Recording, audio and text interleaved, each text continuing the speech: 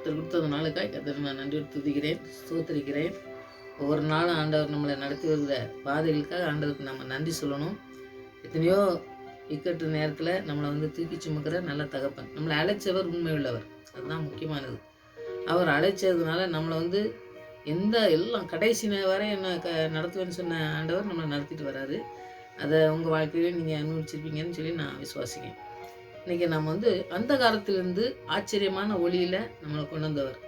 அதுனா அந்த காலத்துலேருந்து ஆச்சரியமான ஒளியில் நம்மளை கொண்டு வந்த ஆண்டவரை இன்றைக்கி நம்ம துதிக்கணும். அதை பற்றி தான் இன்றைக்கி தியானிக்க போகிறோம். அந்த வசனத்தை தியானிக்கும் பொழுது இதில் நிறையா நம்ம கற்றுக்கொள்ளணும். ஒவ்வொரு வசனத்துலேயும் நம்ம கற்றுக்கொள்ள வேண்டியது நிறைய இருக்குது. அதை நம்ம கற்றுக்கொள்ளும் போது சில காரியங்கள் நம்ம தெரிஞ்சதாக இருக்கலாம், சிலது தெரியாமல் இருக்கலாம். அதை நம்ம வாழ்க்கையில் நம்ம கடைபிடிக்கும்போது ஆசீர்வாதத்தை நம்ம சுதந்திரிக்க முடியும், மற்றவர்களுக்கும் ஆசீர்வாதமாக இருக்க முடியும்.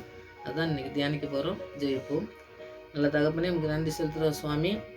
அந்த காலத்தில் இருந்த எங்களை ஆச்சரியமான ஒளியை தந்து எங்களை வழிநடத்துகிற நல்ல தகப்பனே, உங்களுக்கு நன்றி செலுத்துகிற சுவாமி. எங்களை அழைத்தவர் நீங்கள் உண்மையுள்ளவராக இருக்கிறபடியால் கடைசி வரை நடத்துன்னு சொன்ன அந்த வார்த்தையின்படி நாங்கள் எங்கோ கடந்த எங்களை தெரிந்து கொண்டு ஆச்சரியமாய் நீங்கள் ஒவ்வொரு நாளும் ஒளியாய் எங்களை நடத்துகிற தயவுக்காக நன்றி செலுத்துகிற சுவாமி. அந்த வார்த்தைகளை நாங்கள் தியானிக்கும் பொழுது தகப்பனே, எங்களோடு கூட நீங்கள் பேசி எங்களை நடத்தி செல்லணுமா ஜெபிக்கிறோம் சுவாமி. நீங்கள் அழைத்த அழைப்புக்குள்ளே நாங்கள் எப்படி இருக்கிறோம், எப்படி ஆசீர்வாதத்தை சுதந்திரித்துக் கொள்கிறோம் என்பதை உணர்ந்து ஆண்டவரை உண்மை மாத்திரம் நம்பி ஜெபிக்கிற பிள்ளைகளாய் காணப்பட எங்களுக்கு நீங்கள் வழிகளை திறந்து உதவி செய்ய வேண்டுமா ஜெபிக்கிறப்பா. உங்களுடைய வசனத்தை தியானிக்கும் பொழுது நாங்கள் வெறுமையாக போக மாட்டோம் ஆண்டவரே.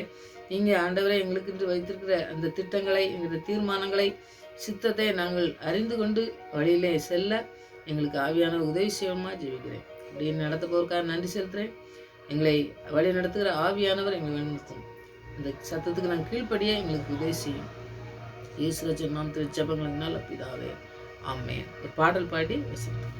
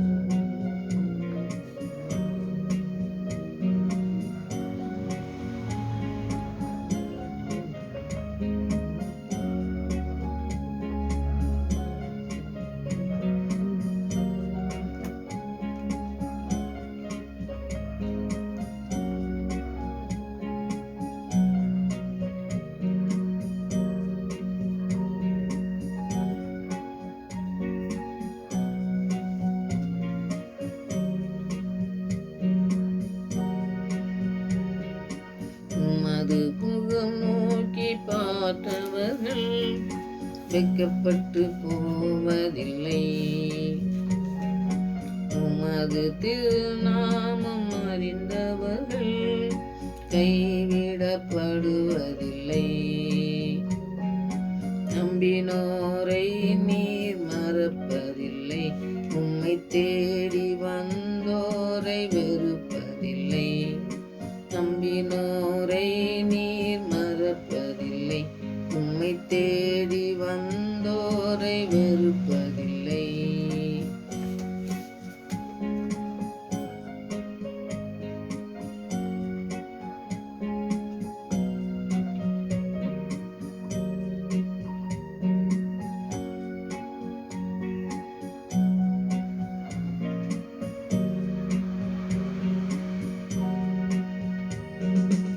உடைந்த பாத்திரம் என்று நீ எவரையும் தள்ளுவதில்லை. உடைந்த பாத்திரம் என்று எவரையும் தள்ளுவதில்லை. ஒன்றுக்கும் உதவாதோர் என்று நீ எவரையும் சொல்லுவதில்லை. ஒன்றுக்கும் உதவாதோர் என்று நீ எவரையும் சொல்லுவதில்லை. இயேசு மகாராஜா எங்கள் நேசா, இரக்கத்தின் சிகரம் நீரே. இயேசு மகாராஜா இரக்கத்தின் ஐஸ்வர்யம் நீரே. அது முகம் நோக்கி பார்த்தவர்கள் வெட்கப்பட்டு போவதில்லை. உமது திருநாமம் அறிந்தவர்கள் கைவிடப்படுவதில்லை.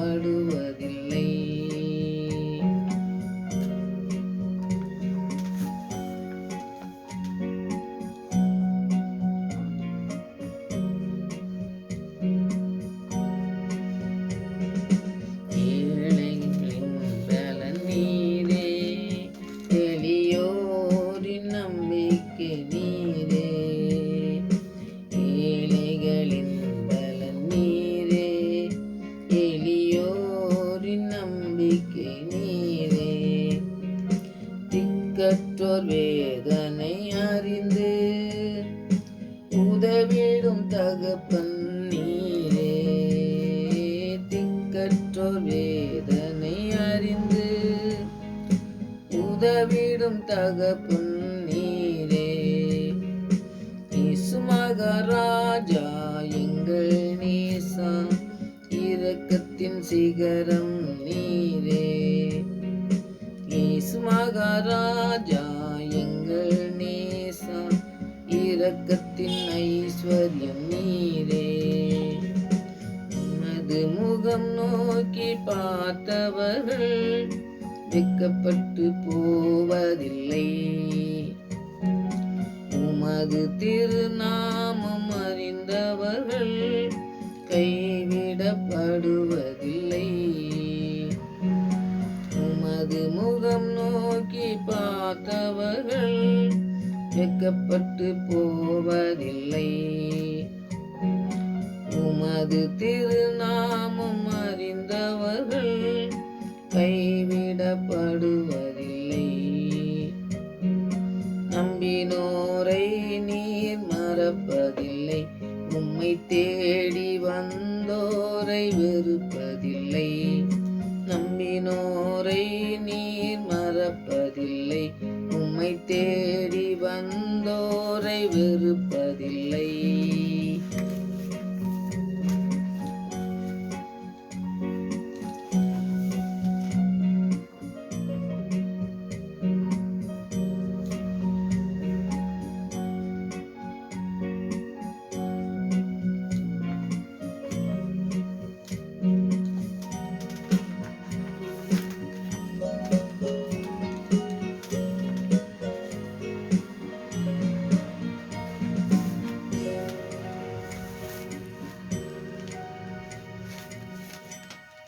நம்மளை அந்த காலத்துலேருந்து ஆச்சரியமான ஒளியில் நடத்தினவருடைய புண்ணியங்களை அறிவிக்க அப்படின்னு சொல்லி நம்ம பேதுரு எழுதின நிருபத்தில் எழுதியிருக்கிறது நீங்கள் நிறையா கவனிச்சிருக்கலாம். நிறைய வசனங்கள், அந்த வசனங்களில் நீங்கள் நிறையா செய்திகளை கூட கேட்டிருக்கலாம். ஆனால் அந்த காலத்துலேருந்து ஆச்சரியமான ஒளி அப்படிங்கும்போது ஏதோ ஒரு அந்த காலத்தில் இருந்தோம், நம்மளை வந்து ஆச்சரியமான ஒளியில் நம்மளை வந்து ஆண்டவர், அது நிறைய பேரை வந்து நம்ம என்ன செய்தாருன்னா, ஆண்டவர்கிட்ட வர்றவங்களே எல்லாருமே வந்து புறம்பின அந்த பாடல் அப்படி தான் அந்த பிரதர் எழுதியிருக்காங்க. ரொம்ப ஆண்டவர்கிட்ட வர்றவங்களே யாரையுமே புறம்பி தள்ளுறது இல்லை. யார் அவரை நோக்கி வராங்களோ அவங்கள வந்து வெட்கப்படுத்தவும் இல்லை. ஆண்டவர் வந்து அப்படிப்பட்ட ஒரு அன்பு நிறைஞ்ச ஆண்டவர். அந்த ஆண்டவருடைய அன்பை நம்ம ருசிச்சா மட்டும்தான் தெரியும். இதை வந்து ஒரு மேலோட்டமாக படிக்கிறவங்களாக இருந்தோம்னாக்கி இதனுடைய ஆழங்கள் வந்து தெரியாதனால அன்பு வந்து ஆண்டவருடைய அன்பை புரிஞ்சுவிட முடியாது. அதனால் அப்படி இல்லாதபடி எப்படி ஆண்டவர் அழைச்சார், அவர் ஆச்சரியமானவர், அதிசயமானவர்ங்கிறது தெரியும். நாம் அந்த காலத்தில் இருக்கும்போது அவர் ஆச்சரியமாக எப்படி அவர் அழைச்சார் அப்படிங்கிறத நம்ம பேதுரு எழுதின நிருபத்தில் இருக்கிறதையும், நம்ம யாத்திராகமத்தில் அவங்க ஆண்டவர் என்ன சொல்லியிருக்காருங்கிறதையும் நம்ம தியானிக்கும் பொழுது ஆண்டவருடைய அன்பை பற்றி நம்ம தெரிஞ்சுக்கலாம். ஏன்னா ஆண்டவர் அழைச்சிருக்கிறாரு, நம்மளை ஆவியானவரால் நிறைச்சிருக்கிறாரு. நாம் எங்கேயோ இருந்ததை நம்மளை வந்து தெரிந்து கொண்டிருக்கிறாரு. நாம் வந்து அதற்கு உரிய பிள்ளைங்களாக நம்ம இந்த நாட்களில் வாழுறோமா, இல்லாட்டா ஏதோ ஆண்டவர் நம்மளை அபிஷேகிச்சிருக்காரு, நம்ம குடும்பங்கள் நல்லா ஆசீர்வாதமாக வச்சுருக்காரு, நம்முடைய வாழ்க்கையில் எல்லாமே ஆசீர்வாதமாக இருக்குது, நமக்கு மட்டும் தந்திருக்கதா நம்ம போதும் அப்படின்னு சொல்லி இருக்கிறதுக்கு நம்ம ஆண்டவருடைய அந்த காலத்துலேருந்து அவர் ஆச்சரியமான ஒளிக்கு அழைக்கலை. அதை நம்ம புரிஞ்சுக்கிட்டா மாத்திரம்தான் இந்த நாட்களில் நீங்கள் ஆவியானவரை பெற்றுக்கொண்டாலும் பெறாவிட்டா ஆண்டவர்கிட்ட நீங்கள் கேட்கணும். கேட்டு அந்த ஆவியானவரை பெற்றுக்கொண்டு ஆண்டவர் அழைச்ச அழைப்புக்கு நம்ம செல்லணும் அப்படிங்கிறது தான் இந்த ஆச்சரியமான வழியில் ஆண்டவர் அழைக்கிற அந்த அழைப்பு. அதுதான் பேதுரு எழுதியிருக்காரு. இப்போ நம்ம முதலாவது பார்த்தோம்னா இஸ்ரேல் தெரிந்து கொண்டது பற்றி தான் நம்ம படிக்கலாம். யாத்திராகமும் 19வது அதிகாரத்தில் 5வது வசனமும் 6வது வசனமும் நீங்கள் படிச்சிங்கன்னாக்கி ஆண்டவர் உடன்படிக்கை ஒன்று கொடுக்காரு இஸ்ரேல் மக்களுக்கு. ஆண்டவருடைய அழைப்பு, நம்முடைய அழைப்பு என்ன, நம்மளை எப்படி ஆச்சரியமாக நம்மளை அழைச்சிருக்கிறாரு, நம்ம எங்கே இருந்தோம் அப்படிங்கிறத நம்ம பார்க்கணும். முதல்ல இஸ்ரேல் மக்களுக்கு தான் ஆண்டவர் வந்தேன்னு சொல்லி முதலே சொல்லுவார். அதுக்கு பிறகு தான் நமக்கு நம்முடைய அழைப்பை புறஜாதிக்கெல்லாம் ஆண்டவர் கொடுத்தது. இந்த யூத மக்களுக்கு தான் ஆண்டவர் வந்தேன்னு சொல்லி புதிய ஏற்பாட்டில் ஆண்டவராக இயேசு கிறிஸ்து கூட சொல்கிறத நீங்கள் பார்க்கலாம். ஆனால் அதுக்கு பிறகு நமக்கு எப்படி அவர் தந்தார் அப்படிங்கிற நோக்கத்தை நம்ம அறிஞ்சுக்கிட்டாதான். இப்போ ஒரு இடத்துக்கு போனோம்னாக்கி ஒரு வேலை பார்க்கும்போது இவங்களுக்கு மட்டும்தான் முன்னுரிமை அப்படின்னு சொல்லி நிறைய நீங்கள் இடத்துல பார்த்துருக்கலாம். அவங்களுக்கு முன்னுரிமை நமக்கு அதுக்கெல்லாம் பின்னாடி தான் நமக்கு கிடைக்கும், நமக்கு அந்த மாதிரி கிடைக்காது அப்படிங்கிற ஒரு சலுகைகள் அதெல்லாம் பார்க்கும்போதே இருக்குது. அந்த மாதிரி காரியங்கள் இருக்கும் பொழுது ஆண்டவர் என்ன செய்கிறாருன்னா அதெல்லாம் தவிர்த்து அதை நம்ம ஒரு சட்டங்களை கூட என்ன செய்யலாம், சட்டங்கள் இருக்குதுன்னா இவங்களுக்கு தான் இதை கொடுப்பாங்க அப்படின்னு சொல்லி ஒரு சட்டம் வச்சுருந்தாங்கன்னா அவங்களுக்கு மட்டும் தான் கொடுப்பாங்க. மற்றவங்களுக்கு கொடுக்கறதுக்கு வாய்ப்பே இல்லாமல் இருக்கும். அது நிறைய நீங்கள் பார்த்துருக்கலாம். நீங்கள் நிறைய வெளியே உலகத்தில் நீங்கள் பார்க்கும்போது தெரியும்.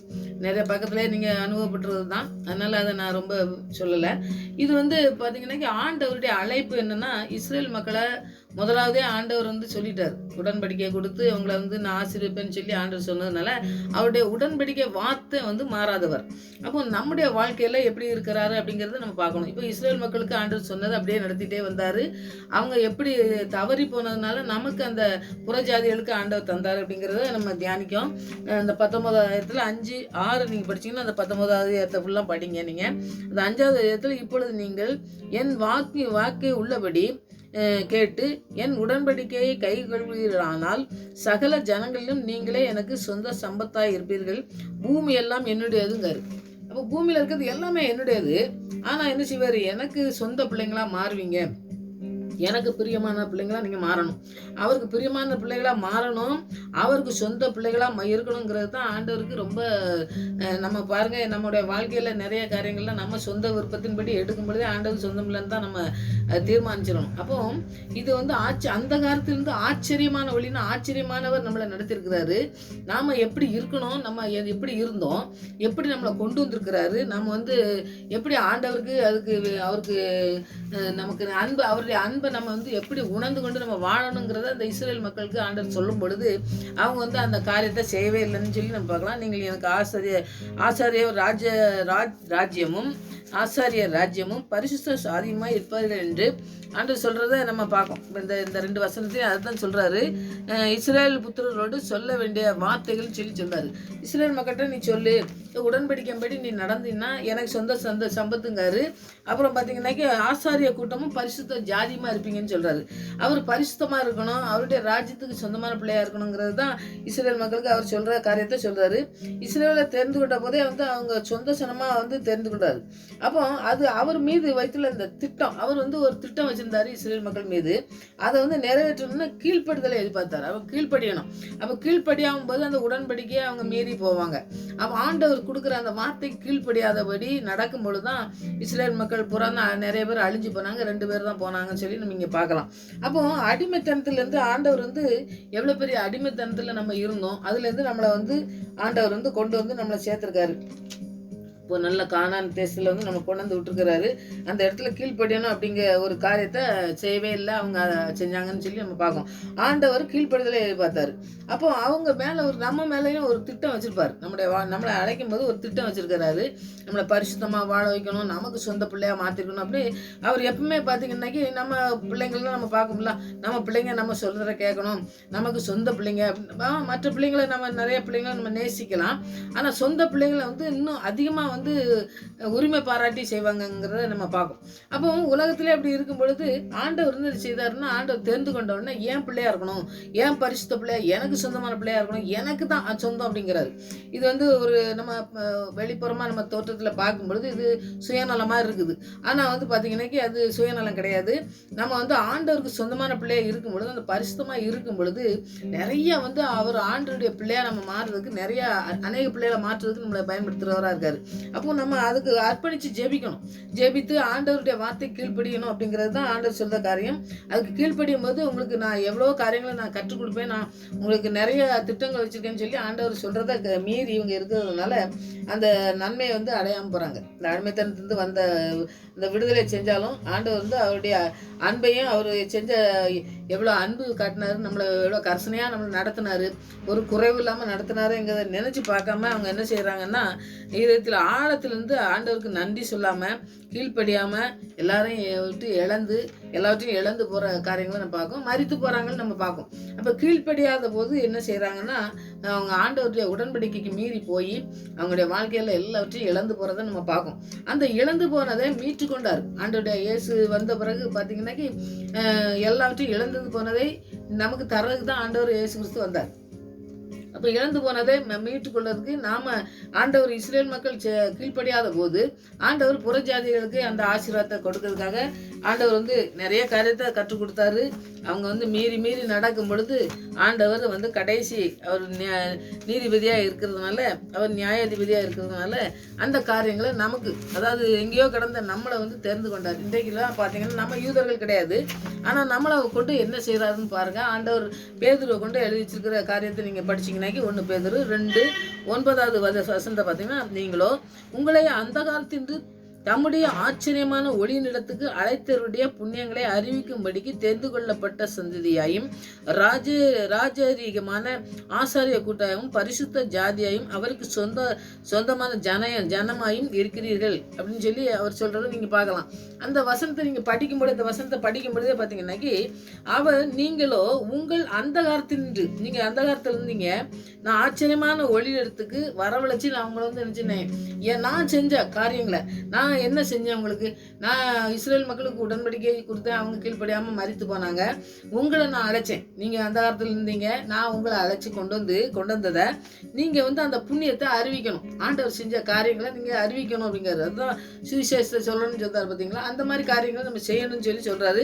நமக்கு ஒன்றுமே தெரியலைன்னா கூட நமக்கு வந்து கற்றுத்தருகிற ஒரு ஆவியானவரை கொடுத்தாரு. அந்த ஆவியானவர் நம்மளோட கூட இருக்கிறதுனால இந்த காரியங்களை நம்ம கற்றுக்கொள்ள முடியும். அந்த வசனத்தை நீங்கள் தியானிக்கும் பொழுது, நீங்கள் ஆவியானவர் பெற்று கொண்டவங்களா இருந்ததுன்னா இந்த வசனத்தை தியானிக்கும் பொழுதே உங்களுக்கு தெரியும், என்னை தெரிந்து கொண்டிருக்காரு, என்னை ஆசாரிய கூட்டமாக நான் வந்து சொந்த ஜனமா அவருடைய சொந்த பிள்ளையா என்னை மாற்றிருக்காரு அப்படின்னு சொல்லி நம்ம அந்த காலத்தில் கிடந்தோம்.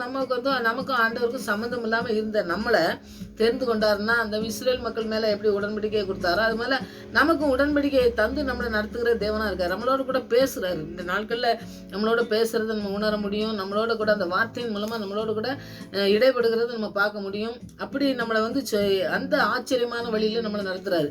இன்றைக்கி வந்து அவங்களுக்கு வந்து நல்ல விடுதலையை கொடுத்து அவர் கொண்டு வரும்போது அவங்க வந்து என்ன செஞ்சிட்டாங்க, கீழ்ப்படியாமல் போயிட்டாங்க. ஆனால் நாம் அந்த காலத்தில் இருந்து நாம் வந்து எங்கேயோ கடந்தோம், என்னத்தையோ செஞ்சுட்டு நம்ம இருக்கும்போது ஆண்டவருக்கு பிரியமில்லாத பிள்ளைங்களாக இருந்த நம்மளை தெரிந்து கொண்டதுனால ஆச்சரியமாக நம்மளை நடத்துகிறாரு.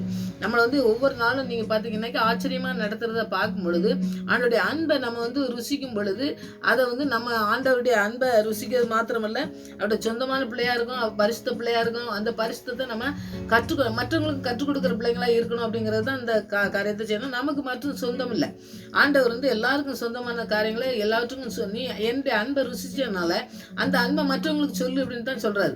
இது அதுக்கு தான் ஆச்சரியமான தெரிந்து கொண்ட சந்ததியாங்காரு. இப்போ சந்ததினா ஒரு சந்ததியை தெரிந்து கொண்டு மற்ற அது சந்ததியாக ஆண்டவர் ஆசீர்வதிக்கிறாரு.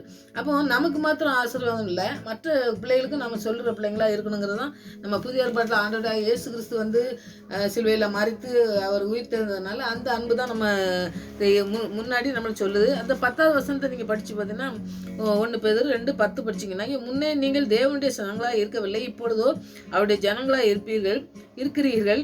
முன்னே நீங்கள் இரக்கம் பெறாதவர்களாக இருந்தீர்கள், இப்பொழுது இரக்கம் பெற்றவர்களாக இருக்கிறீர்கள் அப்படின்னு சொல்லி ஆண்டவர் சொல்கிறத நம்ம பார்க்கோம். அப்போ நம்ம ஆண்டவருக்கு பிரியமில்லாத பிள்ளைகளாக இருந்த பொழுது அவர் நம்மளை ஆச்சரியமான ஒளியில் நம்ம கொண்டு வந்திருக்காரு. அப்போ ஆச்சரியமாக நம்மளை நடத்துகிற தேவன் நம்மளோட கூட இன்னைக்கு இருக்கிறார். இன்னைக்கு ஆச்சரியமாக நடத்துகிறாரு. நம்முடைய வாழ்க்கையில் ஒவ்வொரு நாளும் ஆச்சரியமாக நடத்தி வர்ற காரியத்துக்காண்டி ஆண்டவருக்கு நன்றி சொல்லணும். எத்தனையோ காரியங்கள் ஆண்டவராக ஆச்சரியமாக நம்மளை நடத்திருக்கிறாரு. அது அந்த இஸ்ரேல் மக்கள் மறந்தது மாதிரி இல்லாதபடி இந்த நாட்களில் பார்த்திங்கன்னா நமக்கு வேத புத்தகம் இருக்குது. அந்த நாட்களில் அவங்களுக்கு இல்லை.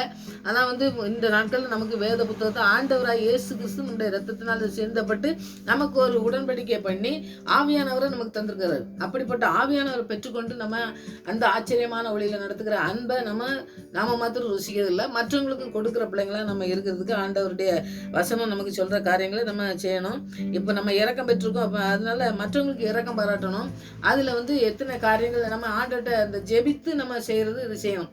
நிறைய தவறுதலான காரியங்கள் நம்ம செய்யும் பொழுது அதுலேயும் தவறுகள் நடக்கிறதுக்கு வாய்ப்புகள் இருக்கிறதுனால ஆண்டவர் சொல்கிற வசனங்கள் எல்லாம் நல்லா தியானிச்சுட்டு நம்ம மற்றவங்களோட பேசுகிறதோ பழகிறது மற்ற காரியங்கள் செய்கிறது எல்லாமே செஞ்சோம்னாக்கி அதுலேருந்து நம்ம விடுதலையை பெற முடியும். நிறைய காரியங்கள் தேவனுடைய ஆண்டவர் எல்லாத்தையும் மன்னிக்க சொல்றாரு அப்படின்னு மன்னிச்சுட்டு நிறைய காரியங்களில் அப்படி வேற காரியங்கள் அது ஆண்டவருடைய சமூகத்தில் இருந்து தான் நம்ம ஜெபித்து தான் நம்ம செய்யணும்.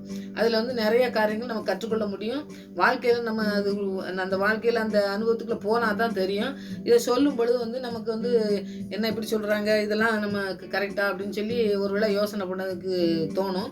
ஆனால் ஆண்டுடைய வசனத்தை தியானிக்கும் பொழுது ஆண்டவர் எப்படி சொல்கிறாரு, ஏன்னா வசனத்தை படிக்கிறது மாத்திரம் இல்லை, வசனத்தை வேண்டாத காரியங்களில் கொண்டு போகக்கூடிய அளவுக்கு திருச்சி பேசுகிற அந்த மாதிரி பேசுகிறவங்க இருக்காங்க. அந்த மாதிரி பேசும்பொழுது நம்ம வேத வசனம் நமக்கு நிறைய நல்லா தெரிஞ்சிருந்தா நம்ம ஆவியானவர் நமக்கு சொல்லி தந்து நம்ம அந்த அன்பில் இருந்தோம்னாக்கி நமக்கு அதெல்லாம் கற்றுக்கொள்ள முடியும். அவங்கள்ட்ட சிக்கி கொள்ளாதபடி நம்ம மீண்டு மற்றவங்களுக்கும் அதை செய்யாதபடி நாமளும் நம்ம வாழ்க்கையில் ஆசீர்வாதத்தை பெற முடியும். மற்றவங்களும் அதை தவறுதல் செய்யாதபடி நம்மளை காத்துக்கொள்ளதுக்கு நம்ம சொல்லதுக்கு அந்த மாதிரி ஆச்சரியமான ஒளியில் அவங்கள நடத்தணும். அந்த ஆச்சரியமான ஒளியில் நடத்துகிற ஆண்டவரை தான் நம்ம சொல்லணும்.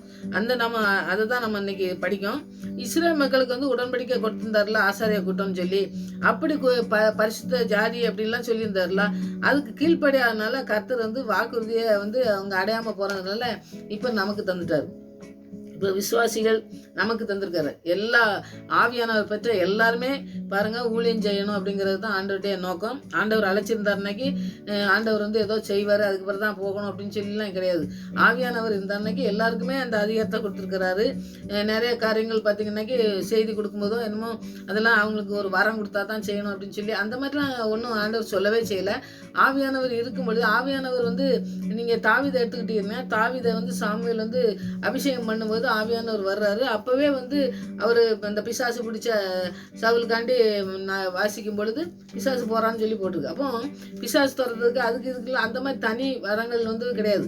எல்லாமே ஆவியானவருக்குள்ள தான் இருக்குது. ஆவியானவர் நம்மளோட கூட இருக்கும் பொழுது எல்லாமே அதில் அடங்கும். அதை நம்ம செய்கிறதுக்கு நாம் ஜெபிக்கணும். ஜெபித்து ஆண்டவர் என்ன சொல்கிறாரோ அதுக்கு கீழ்ப்படியணுமே ஒழிய இது எனக்கு இல்லை அது இல்லைன்னு சொல்லிட்டு நம்ம அந்த தட்டி கழித்து நம்ம சில வருடங்களெல்லாம் கழிச்சிருக்கோம். அப்படி நம்ம கழிக்கிறதுக்கு ஆண்டவர் அபிஷேகத்தை தரல. அதனால தேவனுடைய விசுவாசிகளாக இருக்கிற நமக்கு இப்போ புதிய ஏற்பாட்டு காலத்தில் நம்ம ஆண்டவருடைய சொந்த பிள்ளை. ஆசாரிய கூட்டம், ஆசாரியன்னா உடனே நம்ம பாஸ்டராக இருக்கணும் பாஸ்டமாக இருக்கணும் அப்படின்ட்டுலாம் ஒன்றும் கிடையாது. நம்ம சுவிசேஷம் சொல்கிறதுக்கு நம்மளை ஒரு பிள்ளைங்களாக நம்மளை வச்சுருக்காரு. அது விசுவாசிகள். அப்போ நமக்கு சொந்த ஆசாரிய கூட்டமும் அவர் ஜாதியாகவும் நம்ம விளங்குறதுக்கு அந்த காலத்திலேருந்து நம்மளை ஆண்டவருடைய புண்ணியங்களை அறிவிக்கும்படி அவருடைய புண்ணியங்களை அறிவிக்கும்படி நம்மளுக்கு தெரிந்து கொண்டிருக்காரு. அதனால அவருடைய புண்ணியம்னா இருந்தது அவருடைய வார்த்தை நமக்கு என்ன செஞ்சுருக்கிறாரோ அதை மற்றவங்களுக்கு சொல்லி அதை ஆண்டவர் பிள்ளைகளாக நம்ம வாழ அவங்கள வழிவகுக்க அவங்களுக்கு வழி நடத்துறதுக்கு நமக்கு ஆண்டவர் சொல்லித்தரதை நம்ம செய்யணும். முன்னாடி காலத்தில் தான் பார்த்திங்கன்னா பாவத்தில் இருளில் கிடந்த நம்ம மீட்டுக்கொண்டு அவருடைய அன்பின் குமாரனுடைய ராஜ்யத்தில் தான் அவருடைய குமாரன் வந்ததுனால தான் நமக்கு வந்து இந்த இருள்லேருந்து நமக்கு வந்து இந்த அந்தகாரத்துலேருந்து நம்ம ஆச்சரியமான ஒளியில் நம்ம நடத்துறதுக்கு வந்தார். அந்த காரியத்தை அவருடைய ராஜ்யத்துக்கு உட்பட்டு இருக்கோம்னு சொல்லி அந்த சந்தி ஒளி அந்த இருள்லேருந்து நமக்கு அந்த இருள் வந்து பார்த்திங்களா, இருளில் இருந்தோம்ல, அதுலேருந்து அந்த ஒளி வந்த உடனே அந்த இருள்லாம் ஒன்றும் இல்லாமல் அது ஒன்றும் இல்லாமல் மறைஞ்சு போச்சு. அப்போ தெளிவான பிரசன்னமான ஒரு வாழ்க்கை வாழணும்னாக்கி ஆண்டவருடைய நன்மைகளை நம்ம நினைக்கணும். அவருடைய நாமத்துக்கு நம்ம புகழ்ச்சி வரும்படியாக நம்முடைய வாழ்க்கை இருக்கணும். நம்முடைய வாழ்க்கை எப்பொழுதுமே பார்த்திங்கன்னாக்கி சிலர் வந்து நம்ம பேர், நம்முடைய ஊழியம், நம்முடைய அப்படின்னு சொல்கிறாங்க. அப்படி கிடையாது. ஒரு செய்தியில் நான் கேட்டேன், நான் சொன்னாலே வந்து ஆண்டவருக்கு அடுத்த இடத்த தான் நம்ம கொடுக்கும். அப்போ எப்போவுமே வந்து ஆண்டவர் தான் முதல் இடத்துல இருக்கணும். ஆண்டவர் நீங்கள் தான் எல்லாத்தையும் செய்துக்குவீங்க, நீங்கள் தான் எங்களை ஆச்சரியமாக நடத்துகிறவர், நீங்கள் தான் எங்களை ஆச்சரியமாக நடத்தி ஒளியில் கொண்டு வந்தவர், அதனால் நாங்கள் எங்கேயோ இருந்தோம், எங்களை கொண்டு வந்து நீங்கள் உடன்படிக்கை தந்து எங்களை நடத்துகிறீங்க, அதனால் உங்கள் நாமத்தை மகிமைப்படுத்துறதுக்கு உங்களை புகழ்ச்சிப்படுத்தி உங்களுடைய நாமத்தை மாத்திரம் தான் நாங்கள் மகிமைப்படுத்துகிற பிள்ளைங்களா நம்ம வாழணுமே ஒழிய எங்களுடைய பேரை நாங்கள் பிரஸ்தாபப்படுத்தக்கூடாது அப்படின்னு சொல்லி.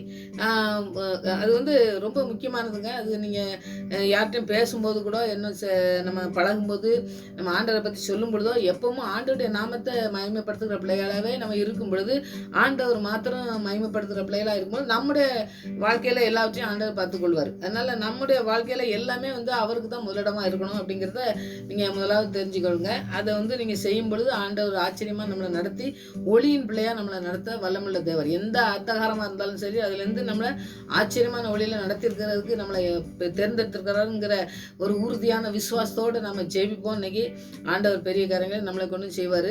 அதனால் எந்த காரியம் ஏதாவது சொல்லும் பொழுது நீங்கள் ஜெபித்தீங்க எங்களுக்கு வந்து அது கிடைச்சிது அப்படின்னு சொல்லிலாம் நிறைய பேர் சொல்லும் பொழுது அது ஆண்டவருடைய நாமத்தான் மகிமைப்படணும் அப்படின்னு சொல்லி நம்ம சொல்கிறதுக்கு பழகிட்டோம்னாக்கி ஆண்டவருடைய நாமத்தை நம்ம மகிமைப்படுத்த முடியும்.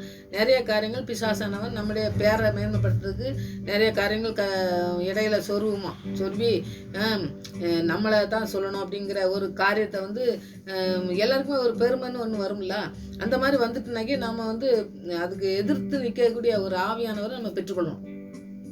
இப்போ ஆவியானவர் வந்து பேசும் பொழுது ஆபிரகாம்கிட்ட பேசின அந்த வசனத்தை நிறைய பேர் கூட பேசியிருப்பாருன்னு நான் விசுவாசிக்கேன். 12வது அதிகாரத்தில் நீங்கள் படிச்சிங்கனாக்கி அவர் சொல்வார், நீங்கள் உன் பேரை பெருமைப்படுத்துவேன்னு சொல்லுவார். அந்த இடத்துல பார்த்தீங்கன்னாக்கி அவர் பெருமைப்படுத்துவேன்னு சொல்லும் பொழுது அந்த ஒரு வார்த்தை மாத்திரம் பார்த்தீங்கன்னாக்கி அவர் ஆபிரகாம் என்ன செஞ்சார், அவர் பாட்டு சொன்னதை கேட்டு அவர் பாட்டு போயிட்டார். அது ஒரு பெரிய காரியமாக அவருக்கு தெரியலை. ஆனால் நம்ம படிக்கும்பொழுது ஆண்டவர் அதை சொல்லும் பொழுது பார்த்தா, நீங்கள் அதெல்லாம் படிச்சிருக்கீங்களா என்ன எனக்கு தெரில, ஆனால் படிக்கும் பொழுது அந்த வசனத்தை எனக்கு படிக்கும் பொழுது பார்த்தா ஆதியாகமத்தில் 12வது அதிகாரத்தில் இருக்குது. அந்த வசனத்தை நீங்கள் படிச்சிங்கன்னாக்கி ஆண்டவருடைய அழைப்பு தான். ஆபிரகாம் அழைக்கும் போது அவர் சொல்கிற காரியத்தை நீங்கள் படிக்கலாம். அவர் சொல்லுவார், ஆபிரகாம் சொன்னபடியே அவர் புறப்பட்டு போனான்னு சொல்லி போடுறதுக்கு முன்னாடி நீங்கள் இந்த 12வது அதிகாரத்தில் 1வது வந்து பார்த்தீங்கன்னாக்கி தகப்பன் விட்டையும் அதையும் விட்டு போன்னு சொல்லி முதல்ல சொல்லிட்டு 2வது வசனத்தை நான் உன்னை பெரிய ஜாதியாக்கி உன்னை ஆசீர்வதித்து உன் பேரை பெருமைப்படுத்துவேன், நீ ஆசீர்வாதமாக இருப்பாய்ன்னு சொல்லி அவர் சொல்லுவார். அப்புறம் உன்னை ஆசிரியப்பேன், உன்னை சபிக்கிறவனை சபிக்கும், வம்சத்தில் பூமியெல்லாம் அவனை ஆசிரியப்படும் சொல்லி சொல்லும் பொழுது அவருக்கு எதுவுமே இல்லாமல் போகிறாரு. அப்போ நம்முடைய வாழ்க்கையில் இந்த வசனத்தெல்லாம் படிக்கும் பொழுது நிறையா வசனங்களை நீங்கள் தியானிச்சுக்கலாம். ஆனால் ஆண்டவர் குறிப்பாக நம்மளோட கூட பேசும் பொழுது அந்த வசனத்துக்கு ஒரு கருத்து இருக்குது. அந்த 2வது வசனத்தை படிக்கும் பொழுது எல்லாரும் எப்படி தியானிப்பாங்க அப்படிங்கிறது எனக்கு தெரியலனாலும் என்னோட ஆண்டவர் பேசும்பொழுது இந்த பேரை பெருமைப்படுத்துவேன்னு சொல்கிறாங்க. பேரெல்லாம் பெருமைப்படுத்தணும் ஆண்டவரே, உங்கள் பேர் மட்டும் தான் பெருமையாக இருக்கணும் இல்லையா, எங்களுடைய வாழ்க்கையில் எதையுமே எங்கள் வாழ்க்கையில் நாங்கள் தான் பெருமை அப்படின்னு சொல்லி சொல்லக்கூடாது அப்படின்னு சொல்லி நான் நிறைய நேரத்தில் அப்படி அந்த இடத்த படிக்கும்போது தான் நிறைய நேரத்தில் நான் சொல்லுவேன். ஆனால் வந்து பேரை பெருமைப்படுத்துவேங்கிறது அது ஒரு பெருசாக கிடையாது.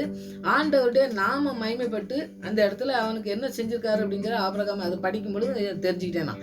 அது மாதிரி நீங்களும் இந்த மாதிரி வசனங்கள்லாம் ஆண்டவர் பேசும்போது சில காரியங்களில் நம்ம குறுக்கிட்டு பேசுவோம், அதுக்கு பெரிய கருத்து இருக்குது. ஆபிரகாம பெரிய பேரை பெருமையாக்குவோம்னாக்கி ஆண்டவருடைய நாமத்தை மகிமைப்படுத்துறதுக்கு அந்த ஆள் சொன்னதை கேட்டு ஆபிரகாம் போனதுனால அவர் பேரை வந்து என்ன செய்யறாரு, ஆண்டவருடைய நாமத்தின் மூலமா அவர் பேரை பெருமை அடையதே வழிய அவர் பேரை பெருமைப்படுத்துறதுக்குன்ட்டு இல்லை. அந்த மாதிரி நிறைய காரியங்களை நீங்கள் கற்றுக்கொள்ளும் பொழுது இது ஒரு சில காரியங்கள் இது எனக்கு ஞாபகம் வந்துச்சு, அதனால சொன்னேன். இந்த மாதிரி நிறைய காரியங்கள் ஆண்டவர் பேசும் பொழுது நிறைய வசனங்கள் நமக்கு நம்ம திருப்பி கேட்போம், ஆண்டவரே நீங்கள் என்ன இப்படி சொல்கிறீங்க, இதெல்லாம் வேண்டாம் அப்படின்னு சொல்லி நான் சொல்கிற மாதிரி நீங்களும் சொல்லலாம். அப்படி வசனத்தை தியானிக்கும் பொழுது ஆவியானவர்கிட்ட நீங்கள் கேட்கும் பொழுது ஆண்டவர் பெரிய காரியங்களை உங்களுக்கு கற்றுத் தருவார். அப்படி கற்றுக்கொண்டு நம்ம வாழும் பொழுது நிறைய காரியங்களை நீங்கள் ஆண்டவர்கிட்ட பேசலாம். ஆண்டவர் நம்மளோட கூட பேசும்பொழுது தான் நம்ம அந்த வார்த்தைகளெல்லாம் நம்ம தியானிக்கும் பொழுது நமக்கு நிறைய காரியங்கள் நம்ம புரியாதது நிறைய இருக்கும். அப்போ கேட்கும்போது ஒரு பாஸ்டர்கிட்டயோ ஒரு யார்கிட்டயோ போய் படிக்கிறவங்ககிட்டயோ கேட்டோம்னாக்கி சில நேரத்தில் அவங்க சொல்லித்தராமல் விடலாம். ஆனால் ஆவியானவர்கிட்ட நீங்கள் போனீங்கன்னா எப்போவுமே புறம்பே அந்த பாட்டில் படித்த மாதிரி புறம்பே தள்ளவே மாட்டார். நமக்கு தெரியாத அவர்கிட்ட கேட்கும்பொழுது அவர் நிறைய கற்றுத்தருவார். இப்படி கற்றுத்தருகிற ஆவியானவர் தான் நமக்கு இருக்கிறாரு. அதனால நமக்கு உடன்படிக்கை தந்திருக்கிற ஆண்டவர் என்ன செய்கிறாரு, நம்மளை அந்த காலத்துலேருந்து நமக்கு ஒளியை தந்து நம்மளை நடத்தியிருக்காரு. அந்த ஆச்சரியமான ஒளியில் நம்ம இருக்கிறதுனால இந்த ஆச்சரியமான ஒளிக்கு அன்பை நம்ம ஒவ்வொரு நாளும் ருசிக்க மற்ற பிள்ளைகளுக்கும் நம்ம கொடுக்குற பிள்ளைகளாக மாற இந்த நாட்களில் அர்ப்பணித்து ஜெபிப்போம். அந்த பெரிய காரியங்கள் செய்வார். ஆமாம். தேவகுமாரா கொஞ்சம் நினைச்சிடுங்க, என்ன கொஞ்சம் நினைச்சிடுங்க. தேவகுமாரா கொஞ்சம் நினைச்சிடுங்க, என்ன கொஞ்சம் நினைச்சிடுங்க. நீ நினைச்சா ஆசீர்வாதம் தான், என்ன மறந்தா நான் எங்கே போவேனா. நீ நினைச்சா ஆசீர்வாதம் தான், என்ன மறந்தா எங்கே போவேயா. தேவகுமாரா கொஞ்சம் நினைச்சிடுங்க, என்ன கொஞ்சம் நினைச்சிடுங்க. ஆம் சாமி, எங்களின் நினைவாக இருக்கிற கர்த்தராக இருக்கிறபடியா நன்றி செலுத்தப்பா. எங்களை ஆச்சரியமான ஒளியிலே எங்களை கொண்டு வந்தீங்களே நன்றி. எங்கோ கிடந்த எங்களை தெரிந்து கொண்டீங்களே நன்றி ஆண்டவரே. ஒன்றுக்கும் உதவாத பாத்திரமாய் இருந்தாலும் வணைந்து கொள்ள எங்களை அழைத்தவர் உண்மை உள்ளவராக இருக்கு. நன்றி சுவாமி. எத்தனையோ மனிதர்களை நம்பி நாங்கள் ஆண்டவரே போகும் பொழுது, ஆண்டவரே எல்லாம் கைவிட்ட நிலைமையில இருக்கும் பொழுது எங்களை அழைத்த உண்மை உள்ள தேவன் எங்களை கடைசி வரை நடத்த வளமுள்ளவராக இருக்கபடியா நன்றி ஆண்டவரே. எங்களை கொண்டு வைத்திருக்க திட்டங்கள் நிறைவேற, எங்களை கொண்டு ஆண்டவரே வைத்திருக்க சித்தம் நிறைவேற எங்களை தெரிந்து கொண்டீரே ஸ்தோத்திரம் ஐயா. உங்களுடைய வளமுள்ள கரம் மாத்திரம் எங்களை தாங்கட்டும் ஐயா. எங்களுடைய பேரை அல்ல ஆண்டவரே, உங்களுடைய பேரை பிரஸ்தாவப்படுத்துகிற பிள்ளைகளா நாங்கள் காணப்பட எங்களுடைய வாழ்க்கையில எல்லாவற்றையும் செய்து முடிப்பேன்னு சொன்ன தேவன் எல்லாவற்றையும் நேர்த்தியாய் செய்து முடிக்க வல்லமுள்ளவராக இருக்கபடியா நன்றி செலுத்துறப்பா. உங்களுடைய கருவில கருத்துக்களை அர்ப்பணிக்கிறேன் ஐயா. ஒவ்வொரு பிள்ளையுடைய வாழ்க்கையிலும் ஆண்டவரே உங்களுடைய அன்பை ருசிக்கட்டும். இந்த இஸ்ரேல் மக்களை போல இல்லாதபடி, ஒரு குறைவும் இல்லாதபடி ஆண்டவரே வனாந்தரத்திலே நடத்தின அந்த அன்பை மறந்த பொழுது அழிந்து போனார்களே அம்பா, அப்படி அல்ல ஆண்டவரே. எங்களுடைய சிலுவையிலே எங்களுக்காக சிந்தப்பட்ட அந்த ரத்தம் எங்களை பரிசுத்தமாக்கி எங்களை ஆச்சரியமான ஒளிகளை கொண்டு வந்து அவருடைய புண்ணியங்களை அவருடைய அன்பை அறிவிக்கிற பிள்ளைகளா எங்களை தெரிந்து கொண்டீங்களேப்பா நன்றி. அதற்கு பாத்திரமான பிள்ளைகளா இருக்க எங்களை வணைந்து கொள்ளுங்க ஐயா. உங்க கருத்தினால் வணைந்து கொள்ளுங்கப்பா. உங்களுடைய சித்தத்துக்கு எங்களை வணைந்து கொள்ளுங்க ஐயா. எங்களுடைய சித்தம் அல்ல ஆண்டவரே, எல்லாம் உங்களுடைய சித்தமா இருக்கட்டும். உங்களுடைய வாழ்க்கையில ஒவ்வொரு நாளும் நீங்க நடத்தி வருகிற அற்புதத்துக்காக நன்றி. அற்புதமாக நடத்துறீங்க, ஆச்சரியமா நடத்துறீங்க, நன்றி. இன்னமும் நடத்துவீங்க என்று முழுவதுமாக நாங்கள் அர்ப்பணித்து ஜெபிக்கிற பிள்ளைகளாக காணப்பட தேவன் எங்களை வழிநடத்த வேணுமா ஜெபிக்கிறையா. அவங்களுடைய கருத்துல அர்ப்பணிக்கிறோப்பா. நீங்க மாத்திரம் எங்களை வணைந்து கொள்ளுங்க. அப்படியே ஒவ்வொரு பிள்ளைகளும் அர்ப்பணிக்கிற ஒவ்வொரு பிள்ளையுடைய வாழ்க்கையிலும் ஆண்டவரே உங்களுடைய அன்பை ருசிக்கிற பிள்ளைகளாய், உங்களுடைய புண்ணியங்களை அறிவிக்கிற பிள்ளைகளாய் காணப்பட தேவ அன்பு பிள்ளைகள் மீது ஊற்றப்படட்டுமா ஜெபிக்கிறப்பா. ஸ்தோத்திர ஹல்லேலூயா. உங்களுடைய ஆச்சரியமான ஒளியிலே வரட்டும் பிள்ளைங்க. எந்த அந்தகாரத்திலே கிடக்கிறாங்களோ பிள்ளைகளை எல்லாம் ஆண்டவரே ஆச்சரியமான ஒளிகளே கொண்டு வந்து வழி நடத்துங்க ஆண்டவரே. தகப்பனே கட்டுகளை உடைத்து எரிந்து ஆண்டவரே பிள்ளைகள் ஒவ்வொரு நாளும் ஆண்டவரே உங்களுடைய அபிஷேகத்திலே நிறைந்து ஆண்டவரே உங்களுடைய ராஜ்யத்துக்கு பங்குள்ள பிள்ளைகளாய், உங்களுடைய புண்ணியங்களை அறிவிக்கிற பிள்ளைகளாய் அநேகர் எழும்பத்தக்கதாய் தேவன் எழுப்புதலே இந்த நாட்களே கட்டளையிட வேண்டுமா ஜெபிக்கிறப்பா. இப்படிப்பட்ட ஆவியானவர் இந்த நாட்களே ஊற்றப்பட வேண்டுமா ஜெபிக்கிற ஐயா. கீழ்ப்படுதல் உள்ள பிள்ளைகளாக இருக்க கிருபை செய்யுங்க. ஒவ்வொருடைய பிள்ளைகளுடைய வாழ்க்கையிலும் ஆச்சரியமாய் நடத்துகிற தேவன் இந்த நாட்களிலே ஆச்சரியமான ஒளியிலே ஒவ்வொரு பிள்ளைகளையும் நடத்த வேண்டுமா ஒவ்வொரு குடும்பங்களும் வர வேண்டுமா செபிக்கிற ஐயா. எந்த இருளாக இருந்தாலும் வெளிச்சம் வரும் பொழுது இருள் மாறி போகும் என்று நாங்கள் விசுவாசத்தோடு உம்முடைய ஒளியை நோக்கி பார்க்கிறோம் சுவாமி. உம்முடைய ஒளியினால் பிள்ளைகளை பிரகாசிக்க செய்யுங்க. உம்முடைய நாமத்தை மகிமைப்படுத்த கிருபை செய்யுங்க சுவாமி. உம்முடைய நாமம் மாத்திரம் மகிமைப்படட்டும். உம்முடைய அன்பு மாத்திரம் வெளிப்படட்டும். இப்படிப்பட்ட ஆசீர்வாதத்தை இந்த நாட்களை தந்து வழிநடத்த போறக்கா நன்றி செலுத்துறப்பா. கிருபையினால் மூடி மறைத்து எங்களை ஒவ்வொரு நாளும் நடத்தி வருகிற தயவுக்கா நன்றி. இன்னமும் நடத்த போறக்கா நன்றி. எங்களை குறித்து வைத்திருக்க திட்டங்கள் நிறைவேற போறக்கா நன்றி சுவாமி. பிள்ளையுடைய வாழ்க்கையில எல்லா காரியங்களையும் நீங்க செய்து முடிக்க போறக்கா நன்றி சுவாமி. எல்லாவற்றையும் செய்து முடிக்கிறவராய் இருக்கிறபடியால் உம்முடைய கருத்தில் அர்ப்பணிக்கிறோம் சுவாமி. ஒவ்வொரு பிள்ளையுடைய வாழ்க்கையிலும் நீங்க அற்புதத்தை செய்து அதிசயமாய் நடத்தி ஆச்சரியமானவர் என்பதை நீங்க நிரூபித்து காட்டு. பிள்ளையுடைய வாழ்க்கையிலே அநேக பிள்ளையுடைய வாழ்க்கைக்கு அவங்க சாட்சிகளா நிற்க நீங்க கிருபை செய்யணுமா ஜெபிக்கிறப்பா. அப்படியே நீங்க செய்ய போறக்கா நன்றி. இல்லை ஜெபத்துக்கு பதில் கொடுத்தபடியா நன்றி. மறுபடியும் ஒரு சமூகத்திலே வருமுறை எங்களை காத்து வெளிநத்தமா ஜெபிக்கிறேன். துதிகன மகிமையெல்லாம் அம்மா கேசத்து ஏசுரச்சன் நாமத்தில் ஜெபங்களுக்கு நல்ல பிதாவே.